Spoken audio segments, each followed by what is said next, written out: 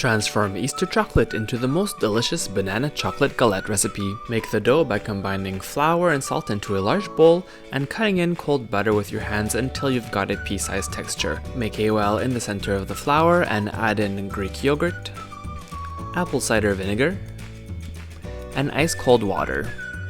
Use a rubber spatula to mix the wet ingredients together and then start folding in the dry ingredients. You want to combine the two together without overmixing, and once it comes together, transfer to plastic wrap, press it into a disc, and then place in the refrigerator for half an hour. At this time, preheat your oven to 375 and then chop your chocolate to get about a cup and a half.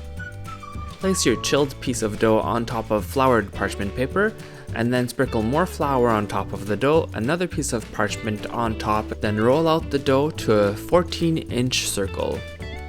Transfer the rolled out dough with the parchment paper to a 9x13 baking tray. Sprinkle the chocolate on the dough, leaving a 2-inch gap all around the edge of the dough.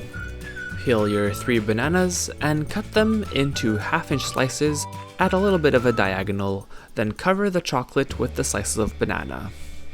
Lift about a 3-inch piece of the edge, fold it over the bananas, and then go all around and repeat the folding, overlapping the pieces of dough until all closed up. Sprinkle a little brown sugar on top of the bananas, and then make an egg wash with an egg yolk with a little bit of water and brush on the edges of the dough. If you want, you can even sprinkle a little bit of sugar on top of the egg wash, and then into the preheated oven it goes for 35 to 40 minutes or until the dough is nice and golden. You want to let it rest for 10 to 15 minutes to let the chocolate set up, then serve with icing sugar or your favorite ice cream, and find the full recipe at frenchkisscook.com. Click on the icon to subscribe to our channel. Thanks for watching!